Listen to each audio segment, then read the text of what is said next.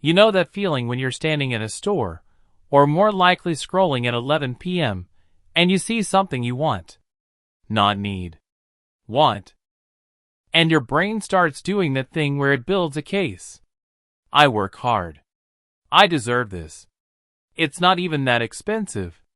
I'll just move some money around. And then you buy it. And then 3 days later you barely remember it. And then 2 weeks later you're staring at your bank account wondering where everything went. That cycle. That specific cycle. That's what we're breaking today. My name is Rabby, and I spend way too much time thinking about the psychology behind spending decisions.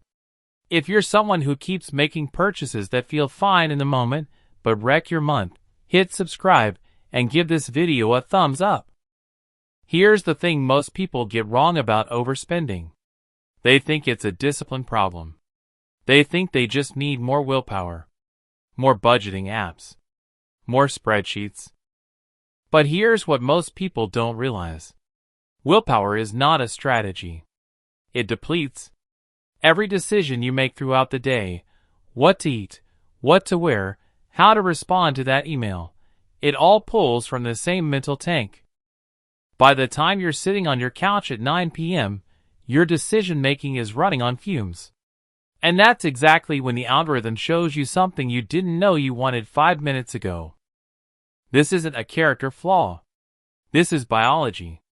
And the $500 rule is designed to work with your brain instead of against it. So what is the $500 rule? Simple. Every purchase you make gets mentally placed into one of two categories. Under $500, you decide fast, based on whether it fits your budget. $500 or over, you wait 72 hours before buying. No exceptions. That's it. No complicated system. No color-coded spreadsheet.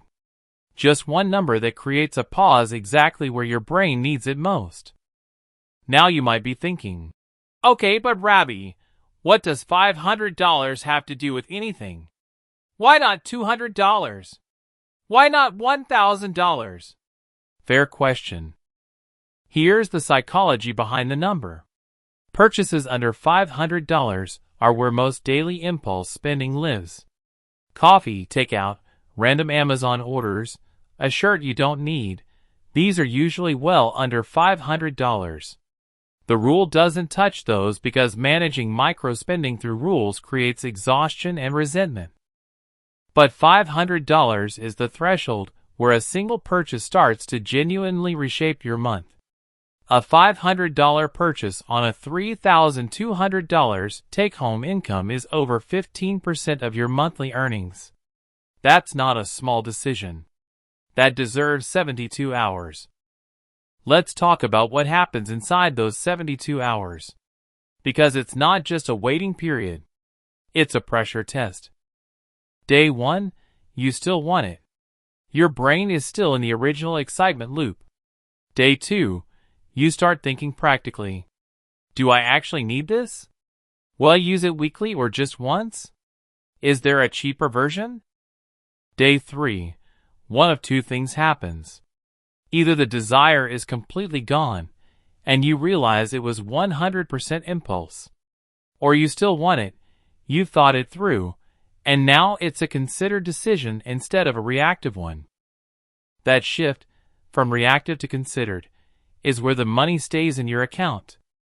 Here's what most people don't realize about impulse purchases. They're not random. They're emotional responses wearing a price tag. Stressed at work, you buy something for comfort. Feeling behind in life, you buy something that signals success. Bored on a Tuesday night, you buy something for stimulation. The $500 rule doesn't judge any of that. It just inserts a pause between the emotion and the transaction. And in that pause, you get to decide if this purchase is actually solving the real problem. Now here's where it gets really interesting. Most people think the $500 rule is about saving money. It's not. Not primarily. It's about buying back mental clarity. Here's what I mean. Every unexamined purchase creates a small amount of financial anxiety afterward. Did I need that?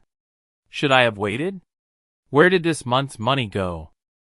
Multiply that by dozens of purchases, and your financial life starts to feel chaotic even if the numbers aren't catastrophic. The $500 rule doesn't just protect your account. It reduces the noise. Let me give you a quick example with real math.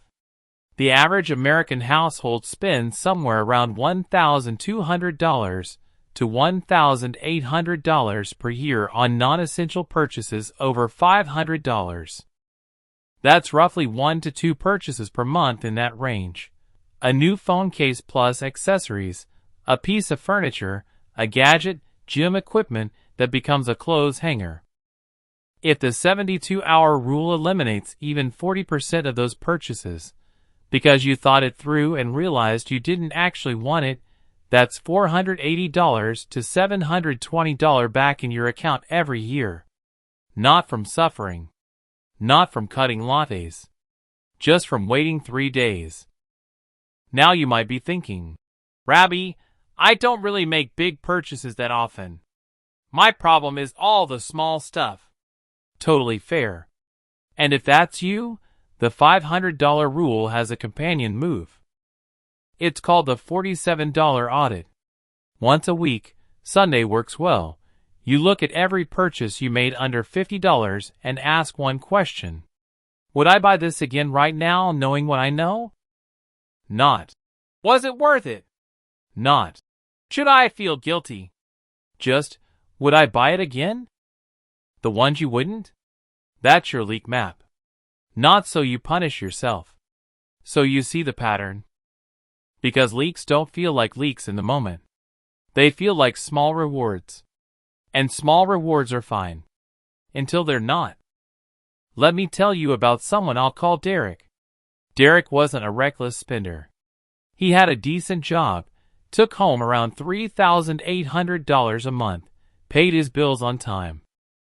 But every month he'd look at his account around the 20th and feel this low-level panic. Where did it go? He wasn't buying anything crazy. Just a new controller here. A jacket he found on sale. A tool he used once. A subscription he forgot to cancel. Nothing over $300. He tried budgeting twice and quit both times because tracking every dollar felt like a part-time job he didn't sign up for. Then he tried one thing. Just one. The $500 rule plus the $47 audit. No app. No spreadsheet. Just the pause and the weekly question.